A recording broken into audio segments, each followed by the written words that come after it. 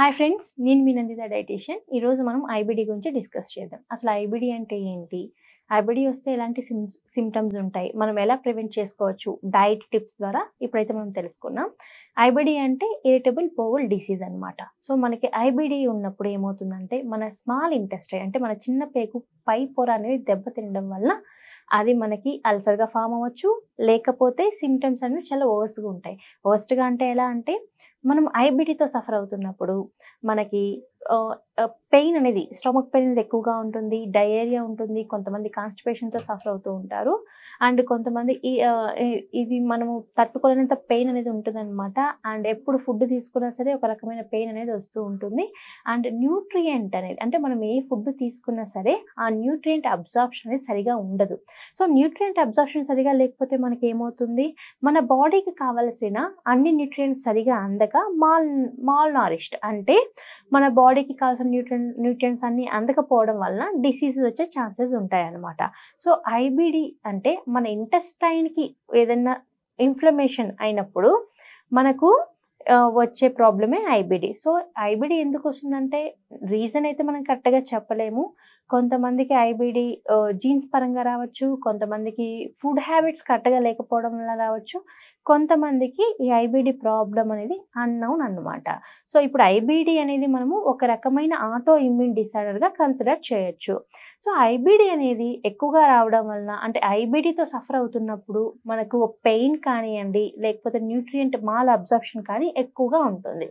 Nutrient mall absorption ఎక్కువగా ఉన్నప్పుడు మనం ఎలాంటి మంచి ఫుడ్ తీసుకున్నా సరే, ఎంత కేర్ తీసుకున్నా సరే మన బాడీకి ఆ న్యూట్రియంట్ అబ్జార్ప్షన్ ఉండదు కాబట్టి ఎటువంటి ఉపయోగం ఉండదన్నమాట.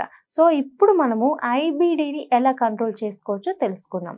సో మనకి మన బాడీలో గట్ అనేది చాలా ఇంపార్టెంట్. గట్ అంటే ఏంటంటే large and small intestine. Okay, మనం తీసుకునే ప్రతి ఒక్క ఫుడ్ అబ్జార్ప్షన్ కానివ్వండి, ఎలిమినేషన్ ప్రాసెస్ కానీ ప్రతి ఒక్కటి ఆ గట్లోనే జరుగుతుంది. ఎప్పుడైతే మనం ఐబిడితో సఫర్ అవుతున్నామో ఆ లేయర్ అనేది డ్యామేజ్ అవుతుంది కాబట్టి న్యూట్రియంట్ మాల్ అబ్జార్ప్షన్ జరుగుతుంది కాబట్టి ఐబిడితో సఫర్ అవుతున్న వాళ్ళు ఫస్ట్ వాళ్ళ గట్ని హీల్ చేసుకోవడం స్టార్ట్ చేయాలి. అంటే ఎప్పుడైతే మన large and small intestine gut ఫ్లోరాని మనము గుడ్ మైక్రోబ్తో ఫిల్ చేస్తామో, ఎప్పుడైతే మన గట్ అనేది హెల్దీగా ఉంటుందో ఆటో ఇమ్యూన్ డిసార్డర్స్ లైక్ ఐబిడిని మనము సిమ్టమ్స్ని 99% వరకు కంట్రోల్ చేసుకోవచ్చు. సో ఇప్పుడు మనం తీసుకునే ఫుడ్లో మన గట్ లేయర్ అంటే గట్ ఫ్లోరా అనేది హీల్ అవ్వడానికి, కరెక్ట్గా ఉండడానికి, గుడ్ మైక్రోబ్తో ఫిల్ చేయడానికి మనం తీసుకునే డైట్లో ఎక్కువగా ప్రీ అండ్ ప్రోబయోటిక్స్ ఎక్కువగా ఉండేటట్టు చూసుకోవాలి.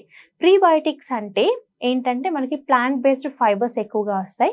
ప్రోబయోటిక్స్ అంటే ఫెర్మెంటెడ్ ఫుడ్స్ అంటే మనకు పెరుగు కావచ్చు, చద్దన్నం కావచ్చు, అండ్ పెరుగులో ఓవర్ నైట్ సోక్ చేసిన ఓట్స్ కావచ్చు, దీంతో పాటు మనము ఫెర్మెంటెడ్ రాగి జావా కావచ్చు, ఇలాంటి ఫుడ్స్ మనము బ్రేక్ఫాస్ట్ ఇడ్లీ దోశ ఇలాంటివికి బదులుగా ఇలాంటి ఫుడ్స్ ఎక్కువగా ఇంక్లూడ్ చేసుకోవడం వలన మన గట్ లేయర్ అనేది హీల్ అవుతుంది.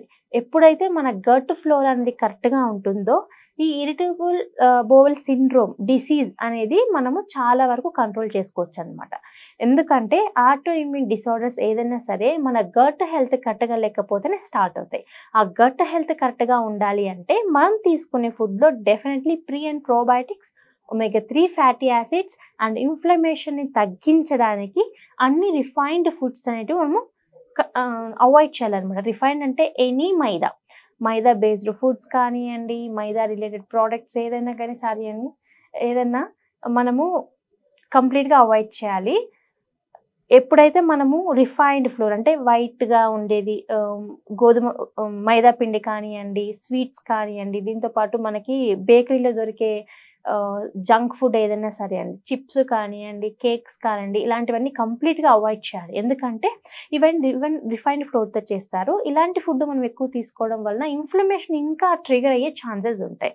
ఇవన్నీ తగ్గించి మనం తీసుకునే ఫుడ్లో pre and probiotics, fermented drinks అంటే కంబూజాస్ తీసుకోవచ్చు, మనము ఫెర్మెంటెడ్ రాగి జావా తీసుకోవచ్చు, దీంతోపాటు చద్దన్నం కానివ్వండి, లేకపోతే మజ్జిగ పులుసు అంటారు కదా, ఇలాంటివి ఎక్కువ తీసుకోవడం, ఇలాంటివన్నీ మనం ఎక్కువ తీసుకోవడం వలన మన గట్ ఫ్లోరాని ఇంప్రూవ్ చేసుకొని గుడ్ మైక్రోబ్ని ఇంప్రూవ్ చేసుకోవచ్చు అనమాట.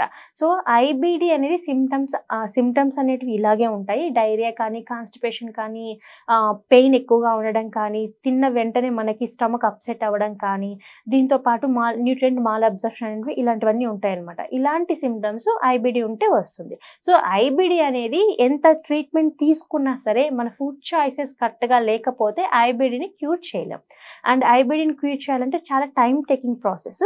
సో మనం తీసుకునే ఫుడ్లో ఇలాంటి మోడిఫికేషన్స్ చేసుకొని చియా సీడ్స్ కానీ, ఫ్లాక్స్ సీడ్స్ కానివ్వండి, వాల్నట్స్ కానివ్వండి, పంకిన్ సీడ్స్, దీంతో పాటు omega-3 ఫ్యాటీ రిచ్ ఫుడ్స్ ఏవైతే ఎక్కువగా ఉంటాయో ఫిష్ ఆయిల్ క్యాప్సిల్స్ కానీ ఇలాంటివన్నీ ఎక్కువ ఇంక్లూడ్ చేసుకుంటూ రిఫైన్డ్ మొత్తం అవాయిడ్ చేసి, అంటే మైదా బేస్డ్ ప్రోడక్ట్స్ మొత్తం అవాయిడ్ చేసి, ప్యాకేజ్డ్ ఫుడ్స్ మొత్తం అవాయిడ్ చేసి, దానికి బదులుగా మనము చెద్దన్నం కానివ్వండి, చెద్దన్నం చాలా మంచిది, చెద్దన్నం కానివ్వండి, ఓట్స్ మనము పెరుగులో ఓవర్ నైట్ సోక్ చేసిన ఓట్స్ కానివ్వండి, with chia seeds combination, walnut combination, ఇలాంటి బ్రేక్ఫాస్ట్ మన డైట్లో ఇంక్లూడ్ చేసుకోవడం వలన ఐబిడిని 99% వరకు కంట్రోల్ చేయొచ్చు. అండ్ దీంతో పాటు రెగ్యులర్ ఎక్సర్సైజ్. సో ఎక్సర్సైజ్ మనము ఎంత బాగా చేస్తే మన బోవెల్ మూమెంట్ అనేది అంత కరెక్ట్గా ఉంటుంది. కాన్స్టిపేషన్ని తగ్గించవచ్చు, స్ట్రెస్ రిలేటెడ్ హార్మోన్స్ని కూడా మనం కంట్రోల్ చేయొచ్చు. అండ్ దీంతో పాటు మనకి న్యూట్రియంట్ అబ్జర్ప్షన్ అనేది పెరుగుతుంది. సో మన గుడ్ మైక్రోబ్ అనేది, మన గట్ ఫ్లోర్ అనేది ఇంప్రూవ్ అవ్వాలి అన్నా, బోవెల్ మూమెంట్ కరెక్ట్గా ఉండాలి అన్నా మనం తీసుకునే డైట్తో పాటు regular exercise, any physical activity, రోజుకి 40 to 45 minutes ఫిజికల్ యాక్టివిటీ ఉండాలి. ఫిజికల్ యాక్టివిటీ లేదు అనుకుంటే కనీసం ఖాళీగా ఉన్న టైంలో, లేకపోతే టైం కుదుర్చుకొని మనం ప్రాణాయామ 10 to 15 minutes చేయడం వల్ల కూడా మన గట్ అనేది నేచురల్గా హీల్ అవుతుంది అనమాట. కానీ ఎక్సర్సైజ్ అనేది చాలా important. 40 to 40 minutes yoga therapy, అంటే మనం తీసుకునే డైట్తో పాటు యోగా ఆసనాలు చేయడం వల్ల మనకి ఏమవుతుందంటే మన గట్ ఫ్లోరా అనేది హెల్దీగా తయారయ్యి, దీంతో పాటు మన బాడీ మెటబాలిక్ రేట్ ఇంప్రూవ్ అయ్యి న్యూట్రియంట్ అబ్జర్ప్షన్ అనేది ఇంప్రూవ్ అవుతుంది అనమాట.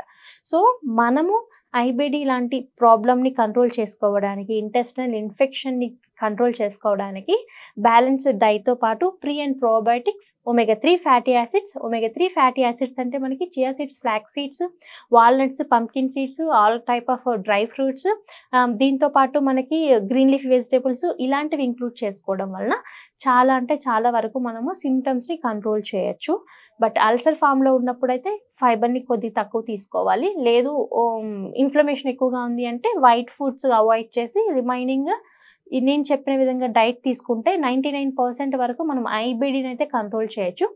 ఐబిడి అనేది చాలా చాలా చాలా ఇరిటేట్ చేస్తుంది అండ్ డిస్కంఫర్ట్ వస్తుంది. అండ్ మనకి ఏం ఫుడ్ తీసుకున్నా సరే వెంటనే స్టమక్ అప్సెట్ అవుతుంది. కాబట్టి న్యూట్రియంట్ అబ్జర్ప్షన్ కూడా ఉండదు. కాబట్టి ఐబిడితో సఫర్ అయ్యే వాళ్ళు డెఫినెట్లీ డైట్ని అండ్ యోగాని లేదా ఎక్సర్సైజ్ని డెఫినెట్లీ యాడ్ చేసుకోవడం వల్ల 99% వరకు రిజల్ట్ అయితే మనం చూడొచ్చు. సో ఈరోజు మనం ఐబిడి గురించి మాట్లాడుకున్నాం. ఇంకొక రోజు మనం ఇంకొక మంచి టాపిక్తో కలుద్దాం. అప్పటి వరకు నమస్తే.